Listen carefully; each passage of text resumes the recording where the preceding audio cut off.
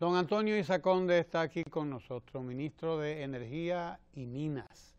En estos días ha habido mucha información sobre este ministerio y sobre este sector de la energía y de las minas también, don Antonio. Así que compartamos con nuestro público, sí señor, algunos de esos temas. A propósito, me gustaría, aunque no es tanto tema del ministerio en sí, que ha estado mezclado en otras cosas, me gustaría su apreciación sobre el comienzo ya de operaciones de Punta Catalina, por ejemplo, que es un proyecto de energía precisamente, y quizás el proyecto más importante y emblemático de la administración del presidente eso significa Medina, un gran salto claro, en materia de generación y sobre todo en cambio de la matriz, porque la energía que va a generar es mucho más barata. E incluso, aunque es de carbón, y es de alta tecnología, lo que reduce bastante la contaminación.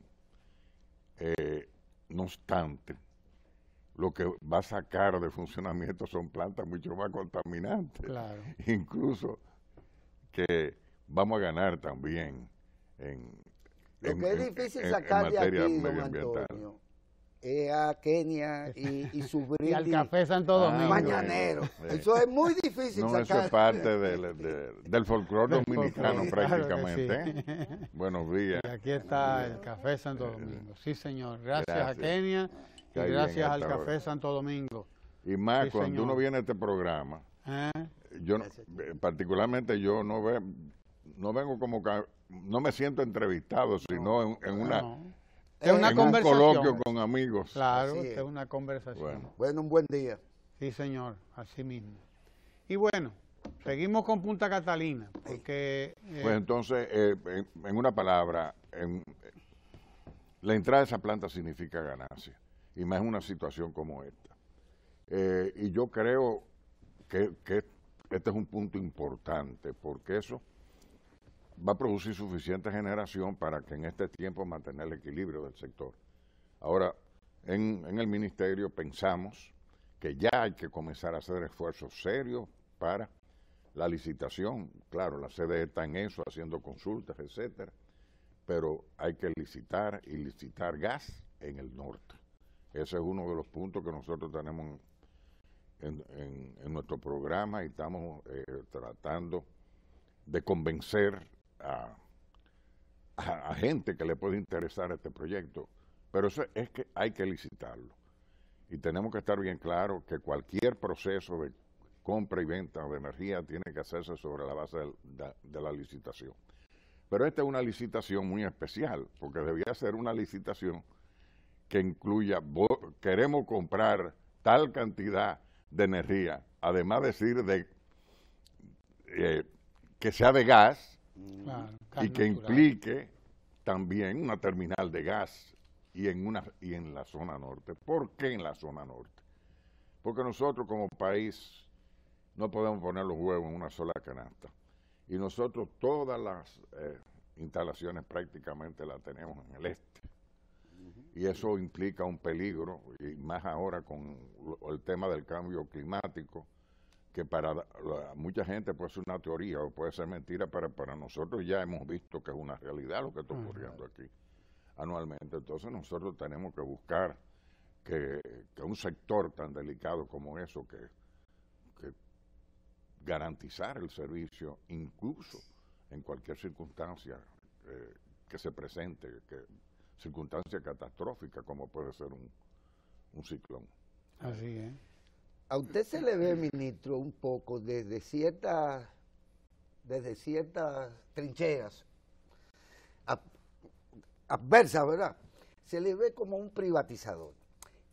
No, y antes me veían como un comunista, ¿no? Sí, sí. Así así es que, ¿verdad? Ahora, si usted ve que hay un hilo conductor, una coherencia, claro, en que mi problema es la gente, claro, y el bienestar de mi país, y combatir la pobreza y la inequidad en este país, y eso se hace generando riqueza. Y hay que buscar la manera de generar riqueza en este país, estimular para generar riqueza, pero hacerlo de manera equitativa y equilibrada. Ustedes recomiendan, ministro, la privatización de Punta Catalina. Ahí era que esto es un problema que yo quiero explicarle.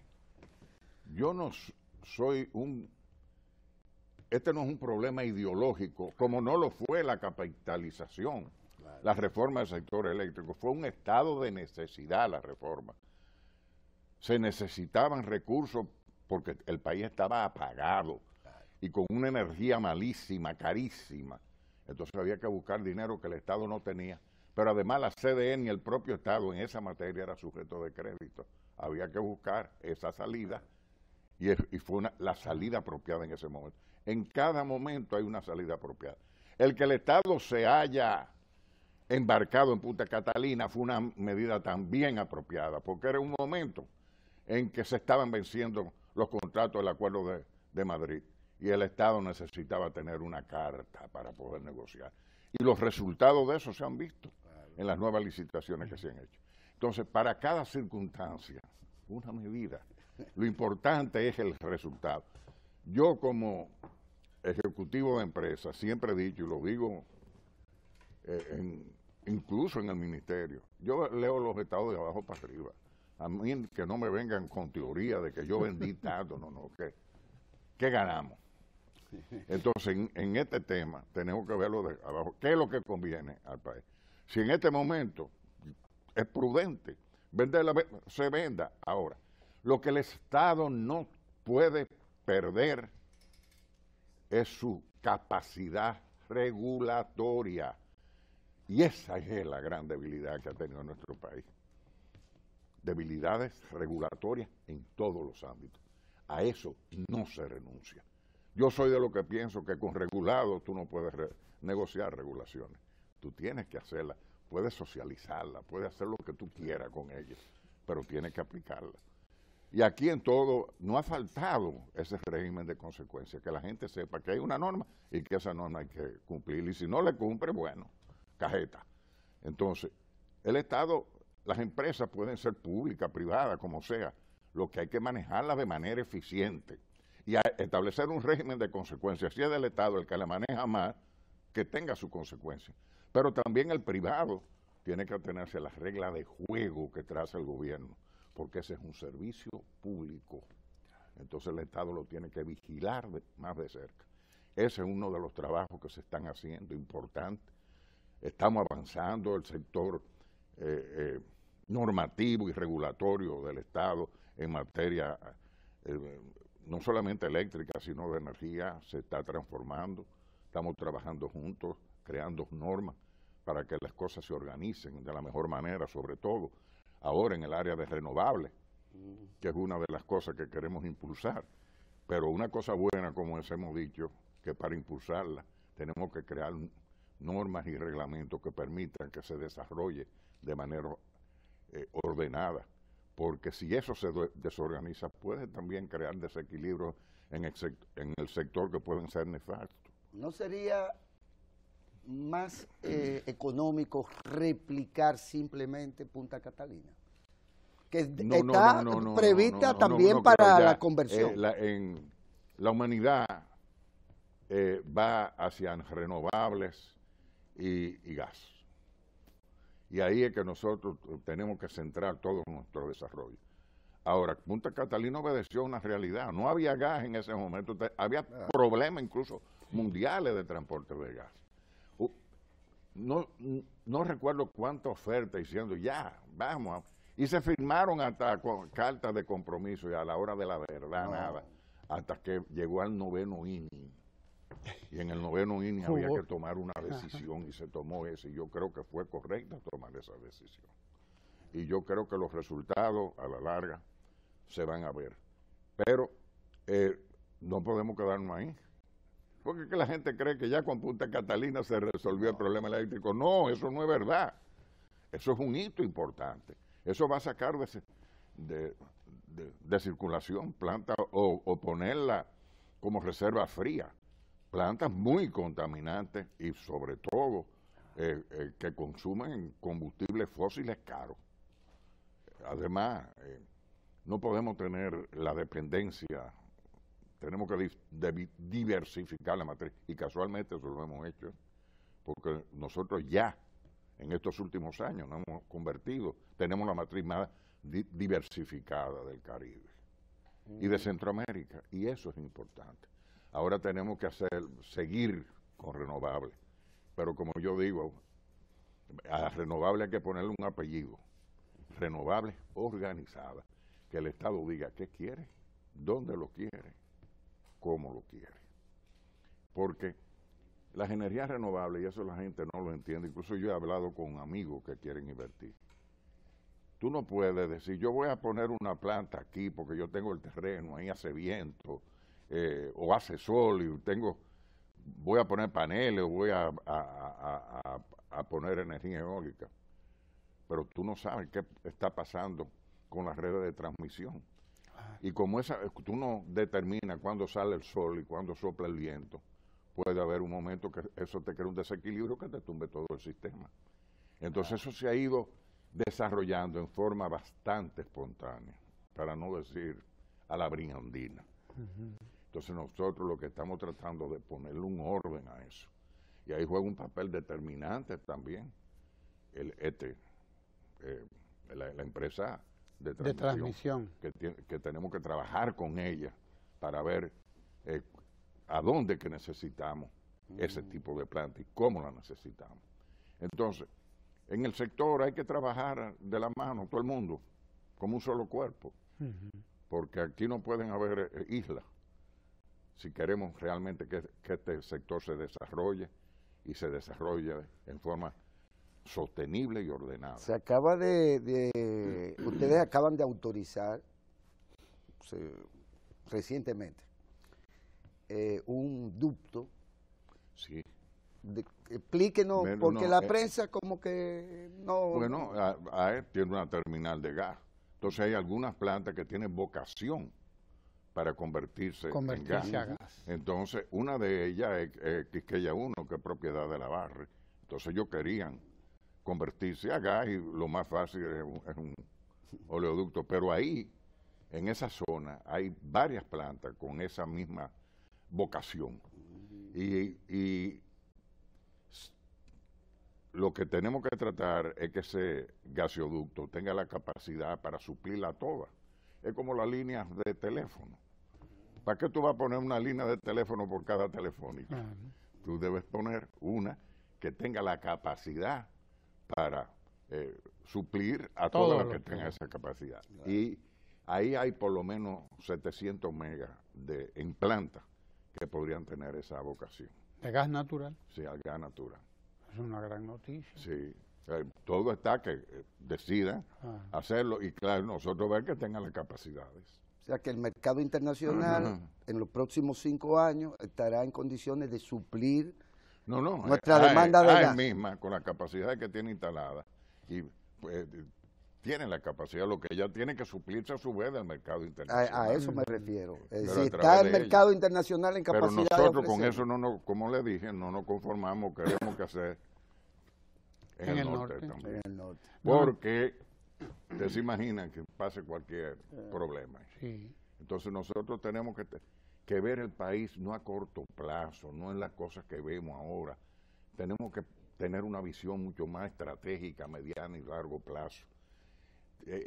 Esa vocación nuestra de hacer las cosas a lo que nos conviene de inmediato. Incluso a veces por razones políticas.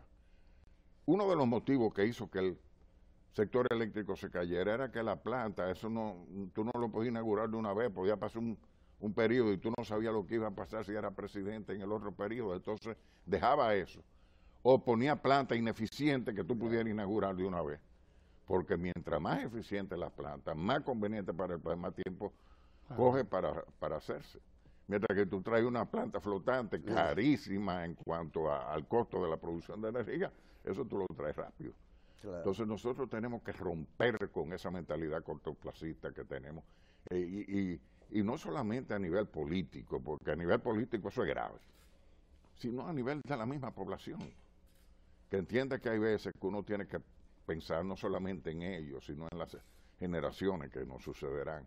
Y a veces tenemos que hacer sacrificios tú te sacrificas por tus hijos en cuanto a su educación, pero hay cosas que tú tienes que sacrificarte por ellos y por los hijos de ellos, haciendo cosas por el país, sacrificando cosas para que el país pueda realmente dar el salto hacia el futuro. Don Antonio, de todas maneras resulta, para que cerremos el ciclo Punta Catalina, resulta un triunfo el que haya varias empresas extranjeras que están apostando a invertir en Punta Catalina, que están ofreciendo ya. Bueno, yo he visto eso, esas informaciones. En la prensa salen, yo claro. No sé, pero resulta yo creo que es una legitimación. Que si hay, que lo que le convenga al país es lo que hay que hacerlo, claro, pero hacerlo bien y hacerlo transparente. Exacto. ¿Una licitación? No, hacerlo transparente. Si se van a poner en venta las acciones, buscar el método que más beneficie. Ojalá que fuera unas emisiones populares, lo que fuera. Lo que pasa es que eso tendría también que hacerse fideicomiso. Hay varias figuras que podrían levantarse.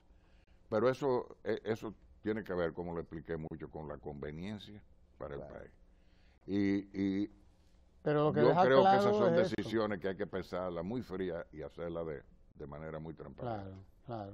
Lo que deja claro es que valió la pena hacerla. Sí, esa inversión. Con todo y lo... Sí, señor. Otro problema que dicen esos son problemas de otra naturaleza, de justicia, de lo que sea. No. Pero el hecho de esa planta hay que acabarla y acabarla rápido. Y esa planta va a solucionar problemas, realmente. Pero ahí, vuelvo y digo, no se crean que ya se terminó, no. Tenemos que seguir trabajando como lo estamos haciendo con las empresas de distribución, con el tema de reducir las pérdidas. Estamos en muy buen camino, pero eso tenemos que multiplicarlo. Mi problema es, en el gobierno y fuera del gobierno, es que yo no soy conformista. Y yo siempre aspiro a más. No me siento satisfecho con, ya conseguimos. No, vamos a seguir hacia adelante. Vamos a multiplicar los esfuerzos por hacer cosas, mayores cosas, aumentar la velocidad de los cambios, porque el país todavía tiene muchas carencias que tenemos que suplir. Ahora, lo que no podemos caer también en la ingratitud de muchos que no ven las cosas positivas y hermosas que estamos haciendo. Ministro, la historia lo ha colocado usted en lugares importantes de ese tipo de decisiones importantes para la nación. Con la minería en particular, hay sectores de diversa naturaleza, con distintas motivaciones, que tienen pruritos, que tienen fundamentalismo con respecto a la conveniencia o no de que en el proyecto... Y preocupaciones legítimas. Sí. De que de cara a las próximas décadas y de cara al desarrollo del potencial turístico de distintas regiones del país, la minería se convierta en un elemento más que positivo para la nación, en un elemento negativo. Pero esa tampoco puede ser la perspectiva que se tenga sobre el futuro, de tal suerte que dejemos enterrado para no se sabe cuándo una serie de recursos que bien podrían financiar, si no todo, una parte del desarrollo nacional. Mira, esto tiene que ver con muchas cosas. Lo primero es la historia. En esa materia tenemos una historia nefasta, desde la conquista. Pero basta ver lo que se está haciendo hoy en materia de minería moderna para ver que el país también ha dado un salto. Pero ese pecado original queda latente. Así. Pero por otro lado, hay mucha irresponsabilidad de la clase política en el manejo de ese tema. Y también hay un movimiento mundial fundamentalista que combate la minería en todos los sentidos por la huella que puede dejar en el medio ambiente. Toda actividad humana, pasear en un bosque, la agricultura, el turismo, el desarrollo urbano, la ganadería, todos dejan huella negativa en el medio ambiente. La clave está en cómo hacerlo sostenible. La palabra es sostenibilidad. Para mí, y yo esto lo he dicho, ya me estoy cansando de decirlo, el fundamentalismo medioambiental y la minería salvaje que se hacía antes son caras de una misma moneda, de la pobreza. Nosotros tenemos que proteger nuestros bosques, nuestros acuíferos, pero tenemos que proteger la gente. La pobreza es el peor enemigo del medio ambiente. La gente no quiere entender. Tú tomas todas las medidas del mundo, tienes gente forestando miles de gente. Aquí ¿sabes lo que se está sembrando? Pero el pobre tiene que comer. Y ahí, y con su estómago no come cuento. Entonces transgrede las leyes, te hace una serie de cosas. Nosotros lo estamos viviendo en la pequeña minería de subsistencia.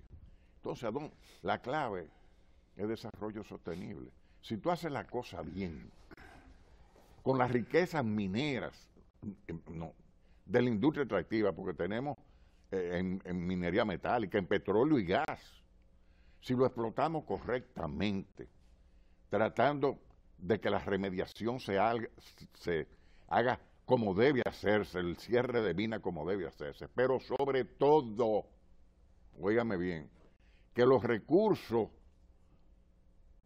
que se extraen de esa actividad se conviertan en desarrollo, porque esos son bienes no renovables que se acaban. Entonces tú en la comunidad tienes que dejar sembrado el futuro, en plantas, en lo que fuera. Pero mira solamente esto. El agua que se va al mar es un 70% de las aguas que se caen. El agua que se desperdicia en la agricultura, una barbaridad.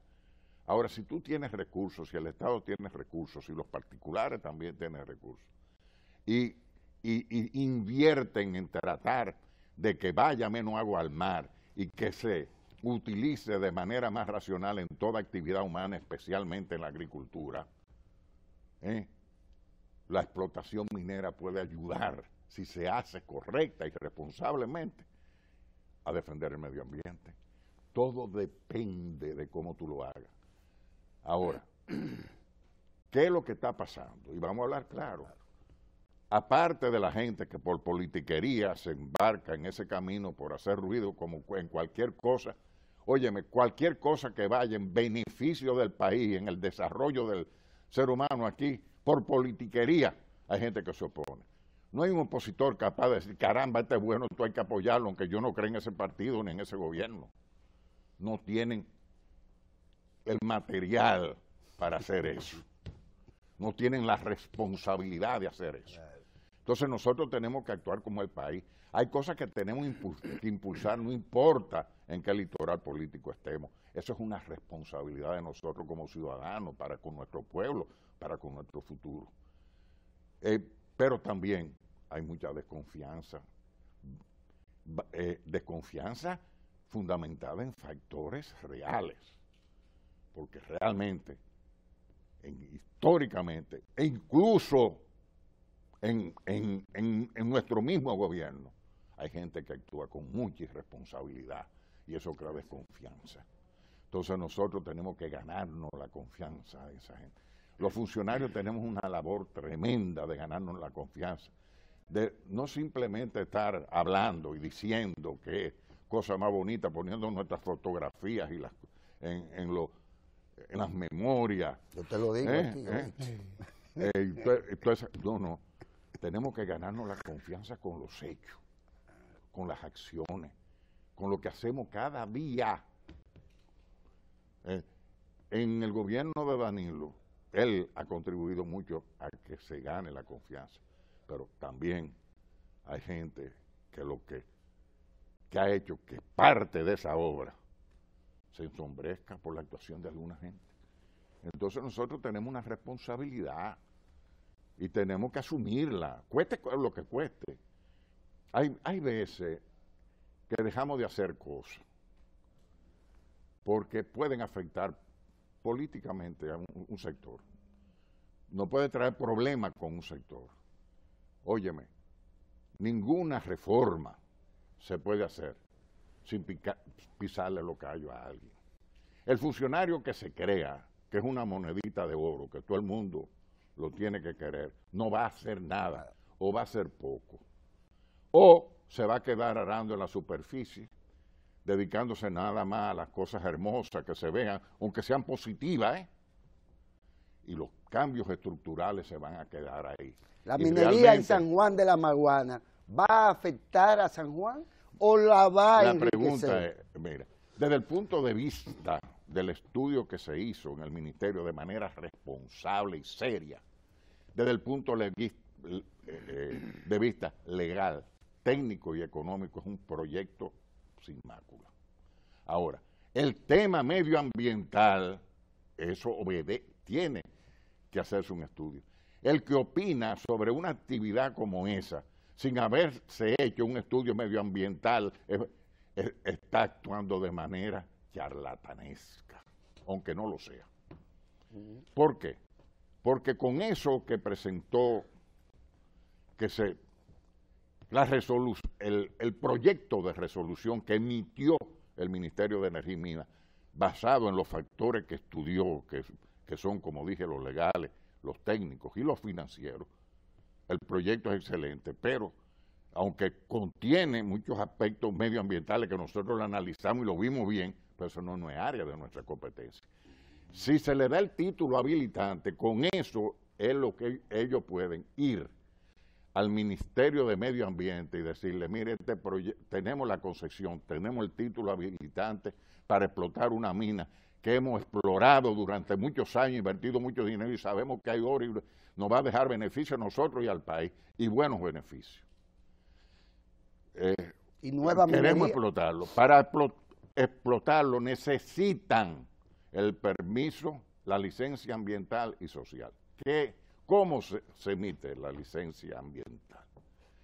Con los estudios que nosotros hemos hecho, sobre todo el plan de minado, lo analizan especialistas y técnicos y hacen unos términos de referencia y se lo presentan al interesado y le dicen, mire, estos son los términos de referencia para que usted haga un estudio de impacto ambiental. Un estudio de impacto ambiental dura años haciéndolo y millones de dólares. Me dicen que hasta 5 millones puede durar y años de trabajo, un par de años. Y eso se hace sobre la base de esos términos de referencia. Pero al mismo tiempo que se va produciendo eso, la ley plantea que en el Ministerio de Medio Ambiente se vaya haciendo una consulta social con las organizaciones más representativas de la reunión o donde tiene impacto la mina, con los ayuntamientos. Esos dos procesos se van haciendo al mismo tiempo. Ahora, si se quemaron, se quemaron. Pero ellos tienen su título habilitante, que quién sabe, como tú dijiste ahorita, que dentro de 5 años, 10 años, hay nuevas tecnologías que pueden volverlo a presentar y quién sabe si funciona. Pero ellos son dueños del solar, digamos. Tienen ese título. Eso es importante para cualquier inversionista. Pero aquí, sin haberse hecho ese estudio, han habido movimientos sociales que influyen en la política y que frenan que se haga ese proceso. Entonces, eso tiene un precio, porque todo lo que hacemos aquí tiene un precio. Eso aleja a los inversionistas, porque nadie va a venir aquí a explorar una mina, a gastarse millones, si cuando tiene, no, ya funcionó esto, voy a sacar mi título habilitante para ver si lo puedo explotar, si lo que yo pienso que se puede hacer aquí es ambientalmente sostenible. Pero hasta que no pueda hacer eso, él corre ese riesgo de que, no, tú no puedes hacerlo, no lo puedes hacer como tú piensas hacerlo, tienes que hacerlo de otra manera. Pero, mientras tanto, al que tú le digas ahora, ven a explotar. Porque ahí se ha hablado de muchas concesiones que hemos hecho, eso es para piedra caliza. Las concesiones de exploración en oro datan de años. Cualquier proceso de eso dura 11 y 15 años en total. A lo que yo me opongo es a tú quemar a alguien sin que haga el examen. antes de hacer el examen tú lo vas a quemar. No. Tú puedes decir esto va a pasar así si tú no tienes un estudio de impacto ambiental. Cuando estas personas cumplieron con todos los requisitos que manda la ley e hicieron una inversión, eso es injusto. Claro. Yo como funcionario hubiera hecho lo que acostumbran a hacer muchos funcionarios. Me hago el loco, dejo eso a un lado, me voy a traer una vaina con mi hermanito querido, con el otro. No, déjame dejarlo. Óyeme, si yo hubiera hecho eso, no me puedo ver la cara en un espejo. Porque hay una ley, y yo juré cumplir y hacer cumplir la ley. Entonces yo tengo que darles oportunidad a la gente de que se examinen, de que pasen las materias que le faltan por pasar. Se queman o pasan. Pero yo no puedo a priori, por prejuicios, por politiquería, negarle ese derecho. Y los funcionarios tenemos que asumir esas responsabilidades a veces. Es duro, porque yo vengo de esos sectores, mis amigos, mi base política está ahí, vamos a hablar claro. Pero si yo tengo que sacrificar mis amigos y todo por mi principio, yo no dudo en ningún momento de hacerlo. Yo he sacrificado mi vida muchas veces, pero arriesgarse en la guerra, como me arriesgué, eso no ha sido nada. Cuando tú tienes que poner en juego tu reputación, tú necesitas de mucho más valor que empuñar un fusil y salir a pelear. Un escudo moral. Pero sucede lo mismo en el caso de la extracción de agregados, porque hay mucho fundamentalismo. No. Eso hay que organizar. Eso hay que organizar. Depende de nosotros. Lo que sucede es que aquí hay muchas cosas que hay que transformar, y una es la parte legislativa, en minas y en agregados. Ahí hay que hacer una reforma violenta. Nosotros tenemos un anteproyecto de ley de minas que va a cambiar, porque otro tema que no hemos hablado, bajo la ley vigente, a mí mismo me da trabajo dar una concesión minera, pero la ley lo dice. Entonces yo soy de lo que piensa que si la ley es la ley, tú tienes que cumplir. Si no te gusta, cámbiala. ¿Qué es lo que estamos haciendo? Eso no sirve. Miren, este nuevo proyecto de ley que tenemos en el Ejecutivo, esto hay que cambiarlo por uno que le dé más beneficio al Estado, que garantice más la protección del medio ambiente, pero sobre todo que garantice que los recursos vayan a donde deben ir. Y tenemos otra ley que estamos trabajando, esa no le hemos presentado al Poder Ejecutivo, a donde, para hacérselo sencillo, definimos el uso y destino de la renta minera. ¿Por qué? Porque esos recursos hay que manejarlos de otra manera, que no como se están manejando ahora. Y eso hay que hacerlo organizadamente y sobre la base de una estrategia de planificación que tenga como eje el Ministerio de Planificación. Entonces, que tú digas, de la renta minera que me produjo esta mina, tal % va sobre la base de un plan de desarrollo para esta comunidad, para esta región y para el país. El Estado no se va a desprender, ni las comunidades van a desprender, o sea, las autoridades de la comunidad no se van a desprender de esos recursos, pero en su mayoría van a tener que ser invertidos en la zona.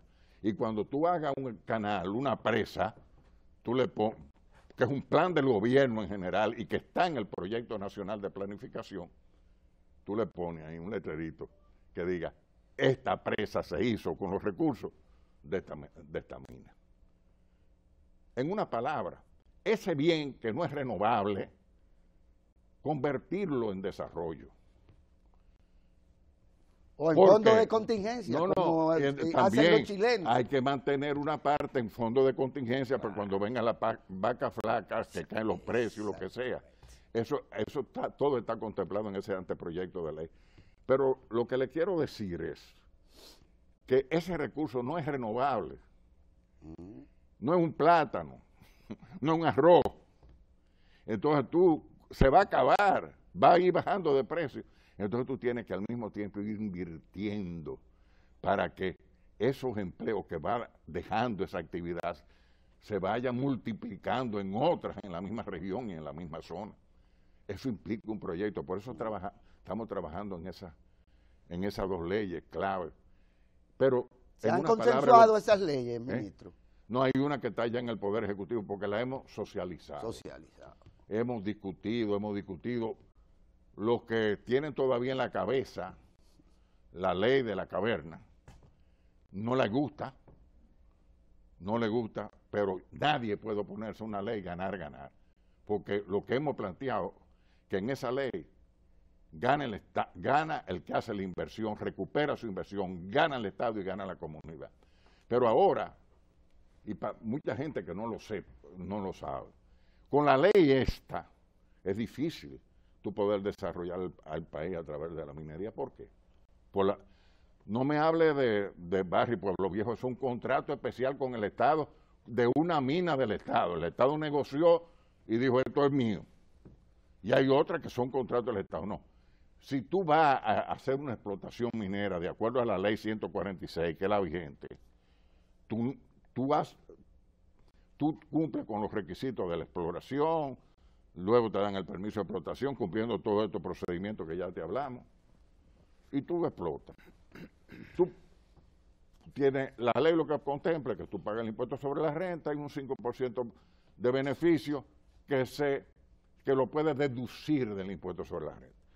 Tú eres un empresario que ve que el oro, por ejemplo, oro, o plata, o cobre, lo que fuera, está bajo de precio. Yo voy a trabajar hoy, estos años, un par de años, break-even, o sea, en equilibrio, o voy a perder. Yo asumo ese riesgo empresarial como si yo hago camisa igual, o carro, lo que fuera. Claro. La diferencia es que ese recurso no es renovable y tú te lo llevas y el Estado no recibe un chele.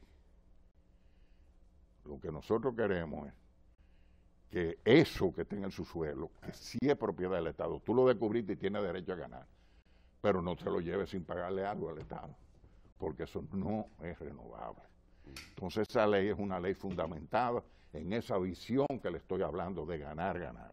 Y repito, ganar el que invierte, ganar el Estado y ganar la comunidad. Para eso hay que romper mentalidades.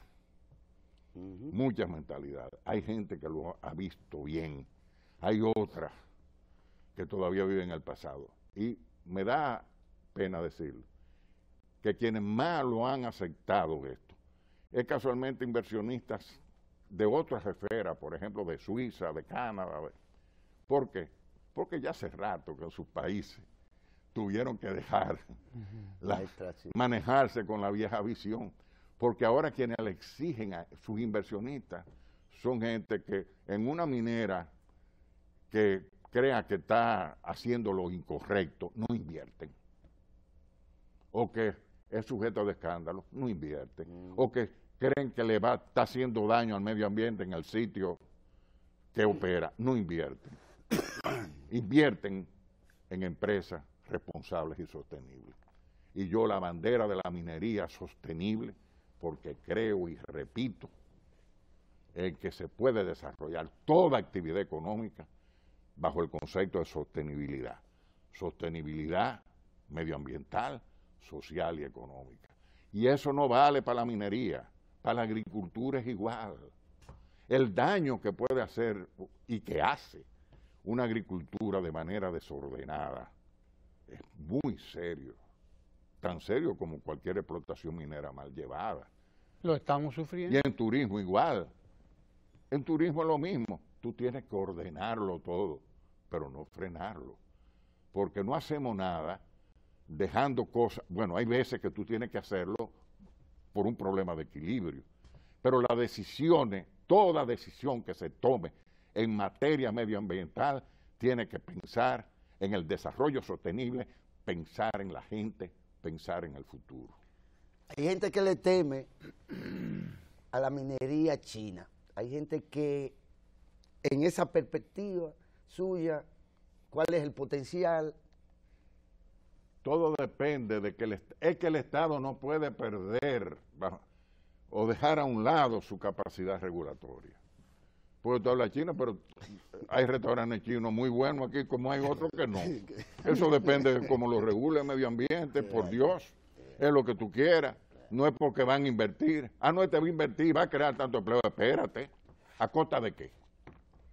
Tú me vas a crear, me vas a hacer una mina que cuesta, que tiene 400 pesos, pero tú me estás produciendo este daño que es peor a la larga.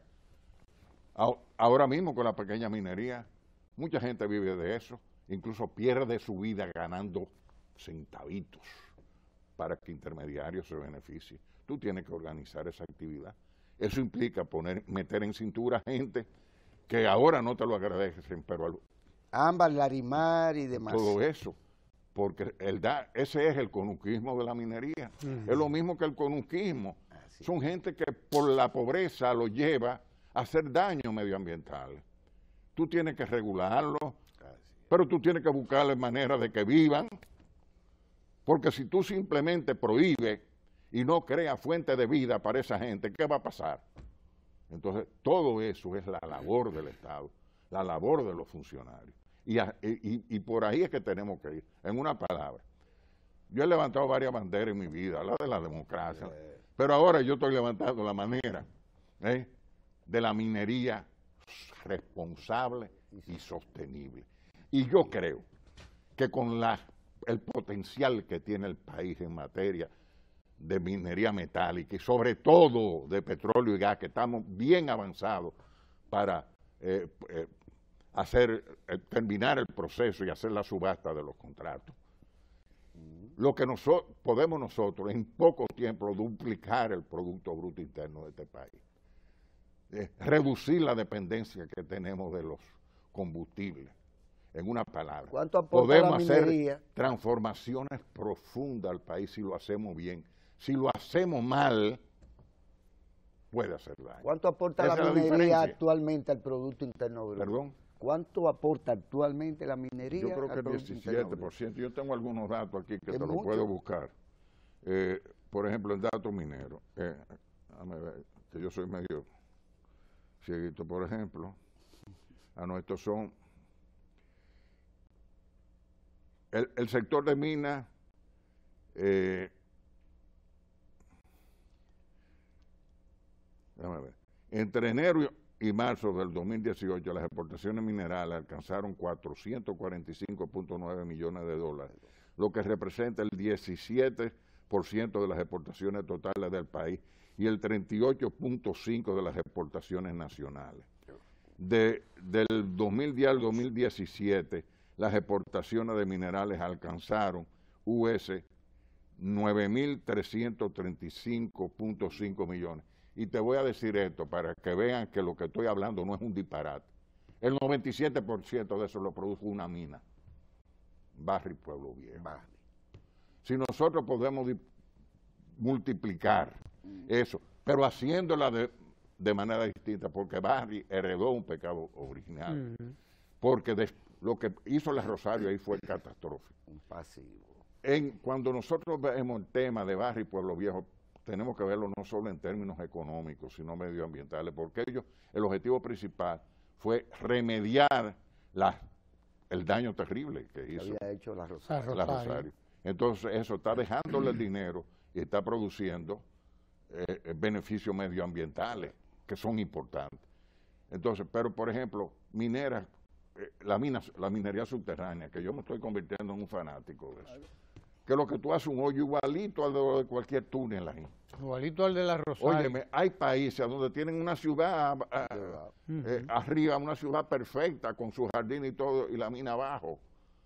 En una islita como esta, la minería subterránea, y Romero es subterráneo, ahora mismo se está trabajando en Cormidón, en Maimón, en una mina subterránea. Óyeme, que eso realmente, la huella que deja en el medio ambiente es mínima.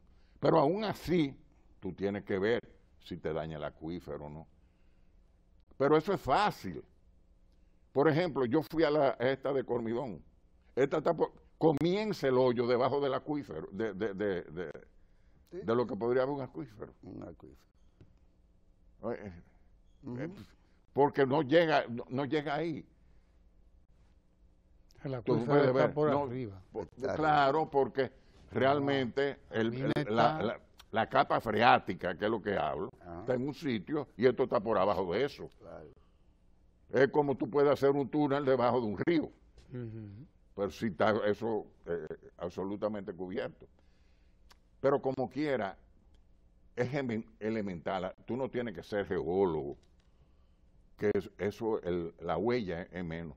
Ahora, tú tienes que, las investigaciones te dan, desde el momento que tú comienzas a hacerlo, si de alguna manera hay una veta subterránea de agua que le hace daño al medio ambiente. Pero también en el proceso extractivo, tú puedes decir, yo no voy a usar esto, yo no voy a usar ningún material químico. Entonces tú tienes que probarle al medio ambiente que es verdad que tú puedes hacer eso que tú dijiste, sí, sin usar químicos. Y por eso es que tú tienes que someterte a ese escrutinio riguroso de un estudio de un impacto ambiental. En una palabra, se pueden hacer las cosas. Podemos sacar una utilidad grandiosa de los recursos mineros, petroleros y de gas natural que tenemos en el país, si lo hacemos bien. Es como te decía de las renovables, si lo hacemos bien, aquí tenemos sol, tenemos viento, pero tenemos que hacerlo bien. Y para hacerlo bien tenemos que tener buenas regulaciones, funcionarios responsables y un régimen de consecuencias serio. Porque una de las grandes debilidades que tenemos como país, incluso en este gobierno, es que los regímenes de consecuencias son débiles. Tú conoces un país que tenga más reglamento en América Latina para la compra y contrataciones, para la transparencia, para el uso de los recursos públicos que ninguno. Eso se ha convertido en una madeja tan estrecha que un funcionario serio para atravesarlo le da trabajo. Así es. Entonces la administración pública se ha convertido en una administración ineficiente. Yo para pintar un pedacito del ministerio duré 3 meses. Ahora, pero óyeme, conocemos pero espérate, mira, ustedes saben eso, es estrecho, una malla así, óyeme, pero los tiburones la saltan. Esa malla, los tiburones la saltan. ¿Y quién agarra a los tiburones? Yo prefiero menos normas, menos reglas y régimen de consecuencias. Esta es la norma, usted no la cumpliste, pa. Pero el clientelismo, el rentista, tenía amigos, me ayudó en la campaña. Espérate. Señor, hay que cambiar de mentalidad. El mensaje para el que me estoy yendo es que ya en este país es hora de aprender a desaprender y hacer las cosas distintas de como lo hacíamos. Aún las cosas buenas. Aún las cosas buenas. Porque el dinero grande está en mejorar lo que se está haciendo bien. Vamos a quedarnos con los tiburones. ¿Qué hay de concesión, exploración, licitación de los recursos que están en la plataforma marina que nos corresponden por las 200 millas? Bueno, tenemos ahora, ya incluso hicimos la licitación de la empresa que cayó sobre McKinsey, que nos va a acompañar en la ronda petrolera. Ya nosotros hicimos todos los trabajos técnicos, tenemos 2 años. Yo incluso en el último programa hablé mucho de eso. Claro. En el último programa aquí con ustedes. Vamos a subastar 2 lotes, lo que le llaman bloques los técnicos. Uno en la cuenca de San Pedro de Macorís y otro en la bahía de Ocoa. Ahí hay gas. Digo, hay un sistema gasífero. Lo que tenemos que ver es, y para eso es que se hacen la prospección y el que entiende que puede ser explotable comercialmente, lo explotaremos, pero bajo unos términos de ganar. Eso es del Estado. El otro es un socio que metió dinero, determinó que era comercialmente explotable, entonces él va a ganar, pero nosotros vamos a ganar. Y en algunos casos, cuando los precios sean buenos, un poco más que él. Esa es la base. Los contratos, los modelos de contratos están en la página web, lo pusimos ahí para que la gente lo viera y opinara, porque todo lo hacemos transparente en el ministerio. Todas las investigaciones en materia de petróleo y gas están a la vista de todos. Por eso los inversionistas también lo conocen. Nosotros hemos ido a lugares donde el inversionista manejaba cosas que los técnicos que fueron desconocían que podían estar al tanto. y manejaban los contratos, los reglamentos que tenemos en la página web, las informaciones sísmicas, todo. Todo. Este mundo está informado. El pacto eléctrico entonces no ha sido necesario, digamos. ¿El qué? El pacto eléctrico. El pacto eléctrico es bueno. Nos quedó en la gatera. Pero nos ayudó muchísimo. Nosotros tuvimos ahí un paquete de técnicos de alta calificación trabajando muchísimos años, hicieron un plan que el gobierno está aplicando. Es lo que le está aplicando. Entonces ganamos. Ahora, ¿por qué los pactos? Porque si tú vieras que se cumplieran la ley y todo, que un país, por las reglas, tú no necesitas pacto. ¿Para qué? Para cumplir la ley. Para que el funcionario cumpla con su deber y con sus obligaciones. Y que si tú estás teniendo pérdida de electricidad, tú hagas un plan para reducirla si no te votan. No, es por la incapacidad que tenemos de enfrentar esos problemas que son serios para el país. Entonces necesitamos una masa crítica de gente que lo empuje, que se mete en la genética de nosotros en enfrentar esos problemas. Discutimos 3 años y el gobierno asumió una serie de responsabilidades, pero a este gobierno le faltan 2 años. No puede, ese pacto es al 2030. La clase política tiene que comprometerse con ese pacto. Pero aquí, desafortunadamente, la clase política tiene una visión tan estrecha de la política, tan chiquita, que se hace daño a sí mismo. Porque yo, si aspiro al poder y creo que tengo posibilidad de ganar, lo que más me gustaría que me dejaran la casa bien organizada, o por lo menos, aunque yo no esté satisfecho, medianamente organizado, y no que me dejaran un lío ahí. Claro. Pero no, ellos lo que quieren es que lo dejen feo. Para decir este gobierno no sirve. Entonces él, a la hora de la verdad, encontrar con un problema del gol del sable. El primero que debía estar buscando para firmar ese pacto son los partidos políticos con vocación de poder. Ahora, el presidente, como dije, yo no puedo firmar en nombre de otros, porque ese es un pacto que va a ser, no importa quién esté en el poder en un momento dado, es al 2030. Entonces, ¿qué es lo que se ha decidido en el sector público? Que como el 95% son nuestros compromisos, la parte que nos toca en este periodo lo estamos cumpliendo. Y hay una serie de medidas que hemos tomado día a día, que tú lo viste, por ejemplo. El día pasado firmamos un acuerdo de finanzas sobre cómo vamos a manejar el tema de los no cortables. Es un problema serio. ¿Cómo manejamos el problema de los no cortables? Entonces se hizo un plan para eso. Las sedes van a tener la garantía de que van a cobrar. Y las instituciones que van a recibir el servicio. Pero se creó un mecanismo para que ellos tengan que ahorrar energía. Se creó un mecanismo para que si gastaron más de lo que tienen en electricidad, en otra cosa, se lo quitan de otro lado. En fin, hay reglas, hay normas y va a haber gente vigilando. Eso es lo que tenemos que hacer en todo.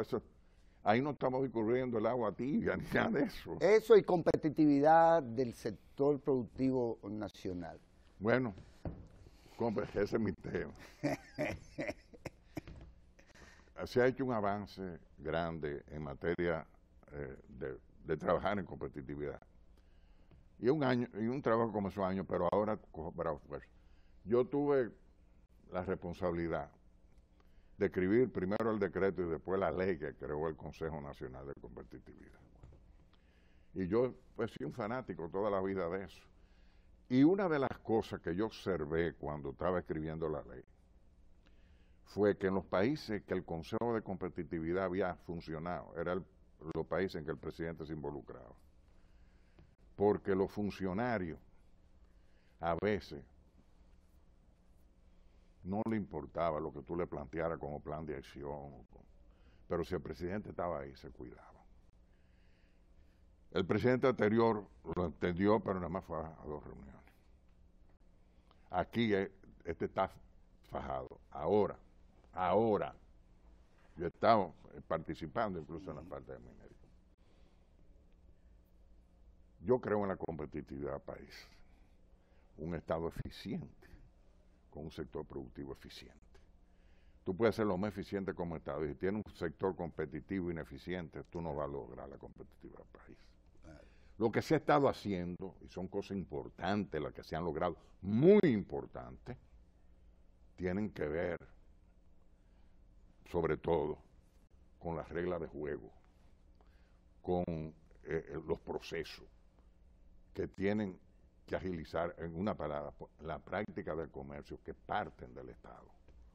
El Estado mejora las aduanas, o sea, son cosas que la mayoría compete al Estado. En una palabra, que el Estado se va a hacer en algunas áreas más eficiente, la normativa más eficiente para que los exportadores puedan exportar sin los obstáculos que tienen hoy. Eso es buenísimo. Y hay que seguir con eso. Pero hay otra parte que no se puede descuidar.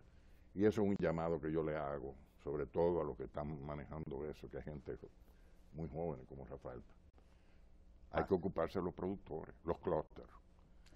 Aquí hay muchas empresas eficientes y que con reglas de comercio como este tipo, procesos ágiles, pueden hacerse más competitivos. Pero hay muchos que tú le das todas las facilidades y no lo van a hacer porque hay cosas estructurales que tienen que hacer. Y aunque parezca increíble, a donde está ocurriendo más cosas importantes a nivel de desarrollar la innovación y las capacidades productivas son en los pequeños, porque por la actividad del presidente Medina en la visita sorpresa. Para mí la visita sorpresa, lo más importante, es que esté educando a la gente en la asociatividad. Le está enseñando a la gente que es más importante hacer cosas juntas porque podemos hacer más, podemos obtener más técnicas, podemos tener acceso a más mercado. En una palabra, podemos multiplicar nuestras capacidades individuales. Pero eso que se está produciendo en los pequeños, en los que aquí le llaman grandes, que son medianos, porque grandes aquí hay 3 o 4, los otros son medianos a nivel mundial, tienen que aprenderlo. Y nuestro empresariado no tiene la capacidad asociativa. El individualismo lo arrastra. Por eso las políticas de clúster que se desarrollaron en los periodos pasados, desde el Consejo de Competitividad, la mayoría han fracasado. Lo que funcionaron, ahí están, siendo exitosos. Hay actividades que estaban en el suelo que se han multiplicado. Entonces, tú tienes que desarrollar en cada eslabón de la cadena de la producción habilidades, pero ponerlas a trabajar juntos.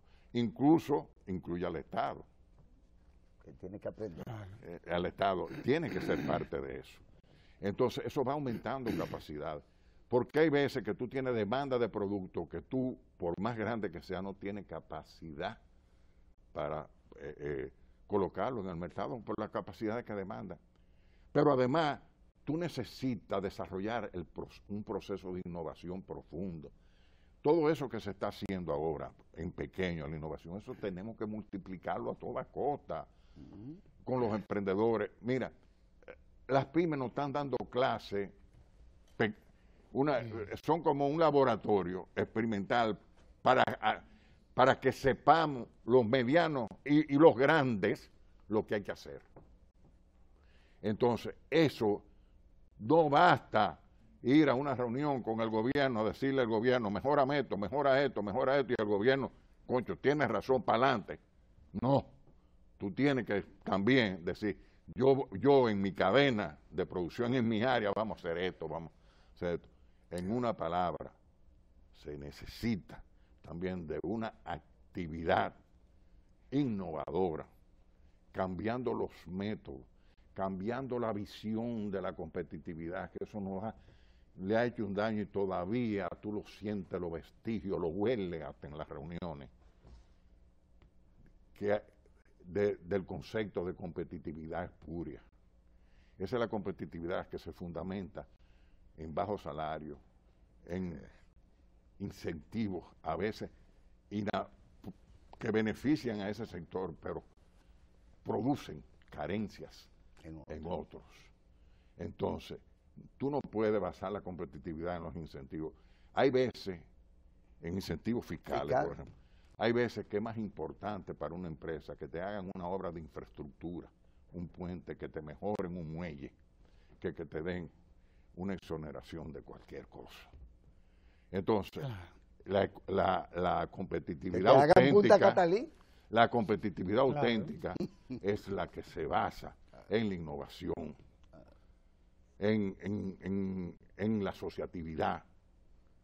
En una palabra, en eso, como te decía ahorita, tenemos a nivel de los sectores productivos, de los cuales yo me siento parte y muy parte, tenemos que aprender a desaprender. Tenemos también que hacer la cosa distinta y no pensar que el Estado lo va a resolver todo. Y óigame, y hay gente que son agayuses, porque además lo quieren todo, mucha gente. Entonces esa mentalidad hay que ver. Vamos a pedir lo razonable, lo que nos ayude, vamos a trabajar de mano con el Estado, porque esa es otra cosa.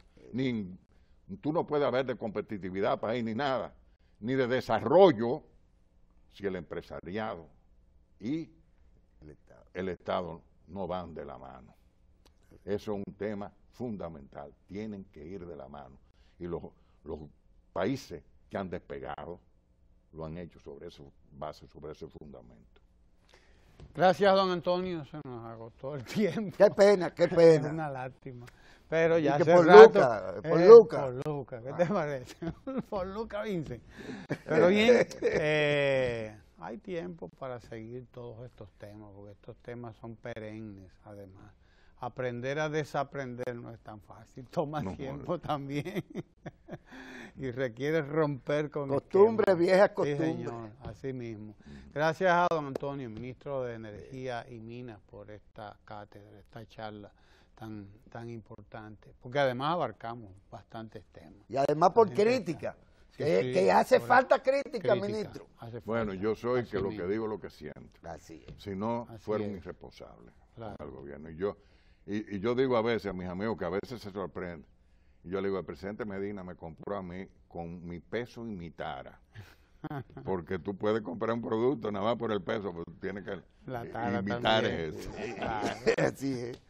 Gracias a don Antonio Izaconde y gracias a ustedes también por estar con nosotros aquí todo este tiempo, disfrutando esta magnífica conversación. Quédese ahí porque nos vamos con Lucas Vicent a Ecomundo, aquí en Ojalá. No se mueva de ahí que tenemos mucho contenido aquí en el canal 4RD. No se mueva de ahí.